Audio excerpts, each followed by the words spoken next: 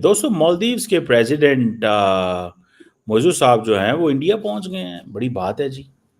और सबसे इंटरेस्टिंग चीज़ क्या है? सबसे इंटरेस्टिंग चीज़ ये है वो कि इंडियन एयरफोर्स के जहाज पे आए हैं। बहुत ज्यादा ये खबर वायरल हो रही है। एक बहुत बड़ी जीत कही जा रही है इंडिया के लिए ये खबर कि ये एक डिप्लोमेटिक विन है इंडिया की चाइना के ऊपर।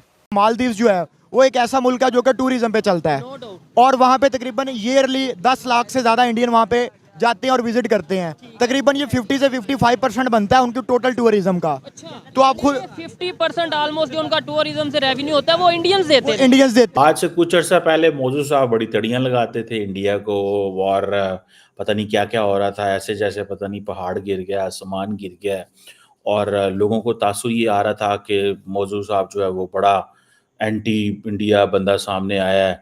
लेकिन मुझे लग रहा है कि हर बंदा अपनी कीमत लगाना चाहता है, बोली लगाना चाहता है। ये है इंडिया। इंडिया ने जो जो कमाल करके दिखा दिया कि मालदीव वालों को बता दिया मिन्नत तल्ले काड़ा है मालदीव। इस टाइम जो है इंडिया के जो टूरिज्म मिनिस्टर है उनके कि हमारे यहाँ आए हैं, लोगों को बेचें और ट्रैवल करें ताकि यार हमारा कोई रेवेन्यू जनरेट हो। हम लोग तंग आ गए, हमारा जो सिस्टम था सारा ट्रैवलिंग पे चलता था। इंडिया की सबसे ज़्यादा जो अवाम है वो मालदीव जाती है, वो वहाँ पर जाके इन्वेस्ट करती है, वहाँ पर पैसा देती थी। यहाँ से पता चलता है कि उनकी कम्युनिटी कितनी आपस के अंदर ना स्ट्रॉन्ग रहती है कि उनके अपने मुल्क के अंदर जब उनको फैसिलिटी मिल रही है वो कहीं जाते नहीं है। हतमी तौर पर इंडिया का पलड़ा हमेशा की तरह भारी नजर आया। हुआ ये है कि प्रेसिडेंट मौजूद जो है वो इंडियन एयरफोर्स के जहाज पे आए हैं इंडिया। बेसिकली जो इंडियन एयरफोर्स के उसकी सिविलियन एयरलाइनर भी है, ठीक है जी। कहा जाता है कि जो इंडियन एयरफोर्स है उसकी कुछ सिविलियन एयरलाइन वो जहाज हैं और जो इसने एयर इंडिया से प्रीवियसली लिए हुए हैं।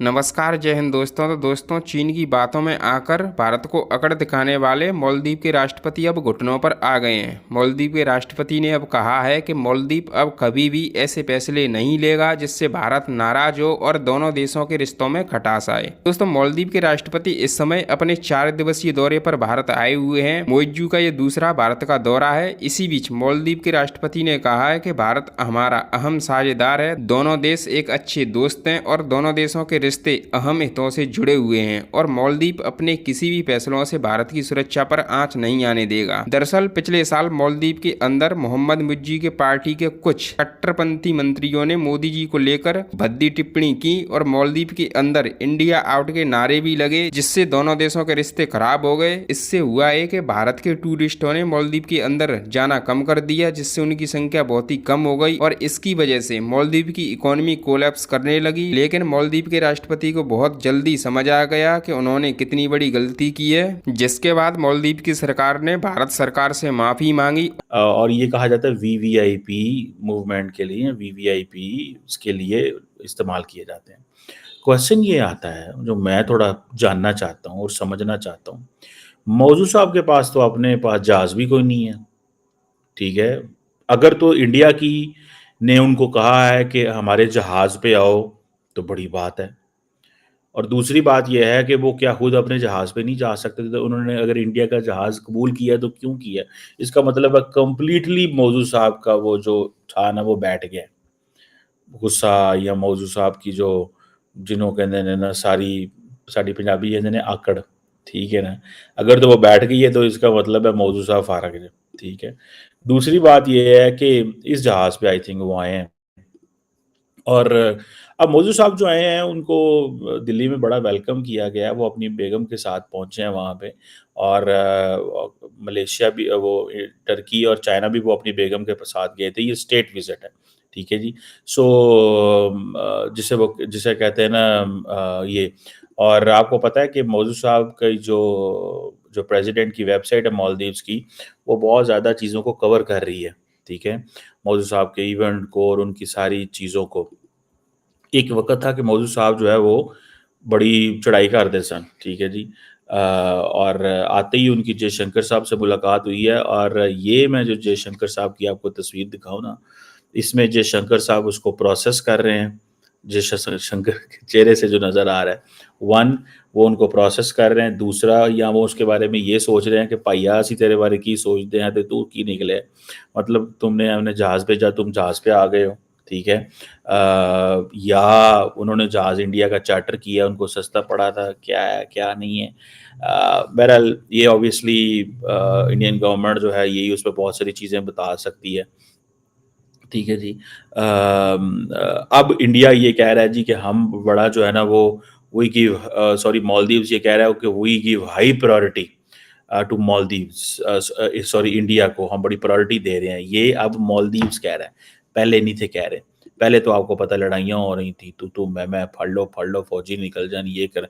एक तरफ वो कहेंगे ना, अब इंडियंस ने कहना है कि एक तरफ तुम्हारे पहले फौजी निकाले, बाद में हमारे जहाज़ पे तुम आ गए हो। ठीक है, तो कैसे है, क्या है?